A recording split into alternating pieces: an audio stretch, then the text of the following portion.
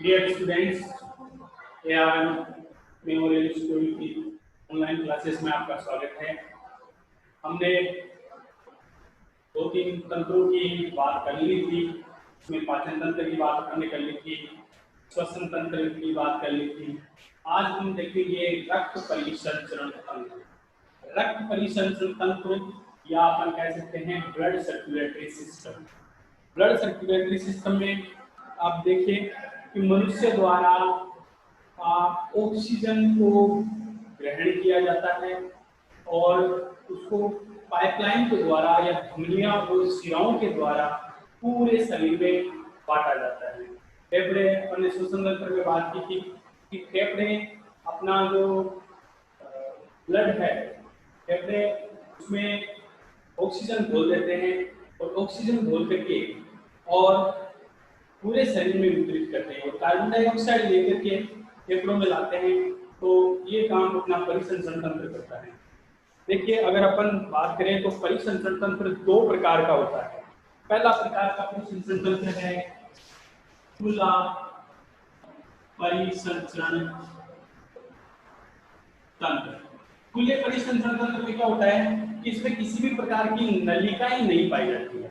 नलिकाओं का मतलब इसमें किसी भी प्रकार की ये पाइपलाइन शरीर के अंदर नहीं पाई जाती है। ब्लड या जो फ्लूइड रहता है वो पूरे शरीर में ऐसे ही वितरित रहता है और इसमें मुख्य रूप से जो अपन देखते हैं वो है मोलस्का। मोलस्का के अंतर्गत अपन जो है इसको लेते हैं। मोलस्का में ये पाया जाता है और कीटों में भी इसी प्रकार का परिसंचरण तंत्र पाया जाता है। तो खुला परिसंचरण तंत्र में किसी भी प्रकार की नलिकाएं नहीं पाई जाती है। दूसरा प्रकार का होता है बंद परिसंचरण तंत्र। दूसरा प्रकार का जो होता है वो होता है बंद परिसंचरण तंत्र। बंद परिसंचरण तंत्र में क्या होता है कि ब्लड जो होता है वो खुला, ब्लड जो होता है वो खुला नहीं बह करके और नलिकाओं के अंतर्गत बहता है।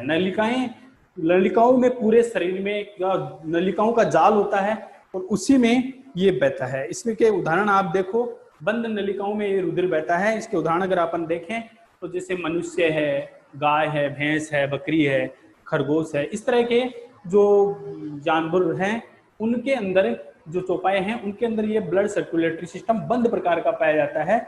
यानी इसके अंतर्गत ब्लड जो है वो खुले में नहीं बह करके और कहां से बहता है, पूरा का पूरा ब्लड नलिकाओं में बहता है। ठीक है। अब अगर अपन इसमें रक्त की बात करें, अपन इसमें मुख्य रूप से अगर अपन रक्त की बात करें तो जो रक्त है या ब्लड जो है वो क्या होता है, किस तरह का होता है। आपको सबको पता है कि ब्लड का रंग जो होता है वो लाल होता है। कैसा होता है? लाल होता है। और मनुष्य के अंतर्गत, मनुष्य के जो वयस्क मनुष्य है उसमें लगभग 5 लीटर तक रक्त पाया जाता है और इसके अंदर इसको अपन तरल संयोजी ऊतक भी कहते हैं क्योंकि ये पूरे शरीर को जोड़ने का कार्य करता है। इसलिए इसको अपन क्या कहते हैं? तरल संयोजी ऊतक भी इसको अपन कहते हैं। तो तरल संयोजी ऊतक होने के कारण ये पूरे शरीर को जोड़ता है और हर पार्ट में ऑक्सीजन, खाना और जो है अपशिष्ट पदार्थ इनका परिवहन करता है। तो इस तरह से अपन देखते हैं कि परिसंचरण तंत्र में इसी तरह का होता है। अब अगर अपन ब्लड की बात करें तो ब्लड में 2 चीजें होती है।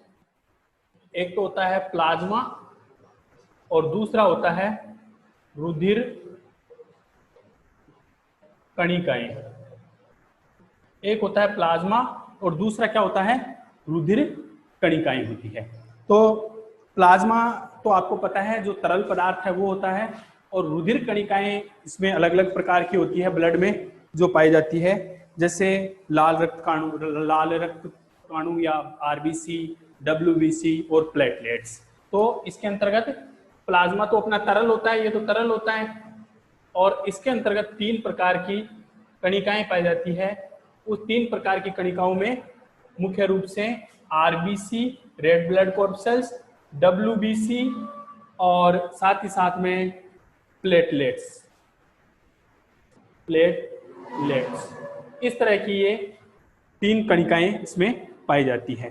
अगर अपन बात करें अगर अपन बात करें तो इसके अंतर्गत अपन देखते हैं कि जो श्वेत रक्त कणिकाएं हैं वो 2 प्रकार की होती है। श्वेत रक्त कणिकाएं कितने प्रकार की होती है?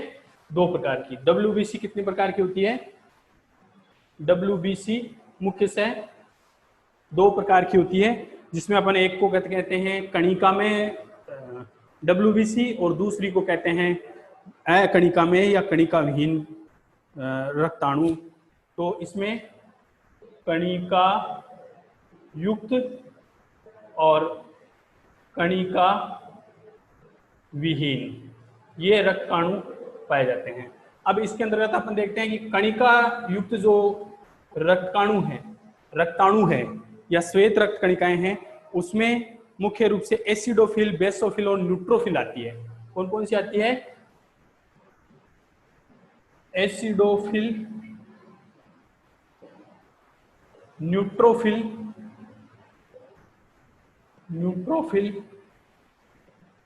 एसिडोफिल, न्यूट्रोफिल और बेसोफिल ये रक्त कणिकाएं मुख्य रूप से इसके अंतर्गत आती है।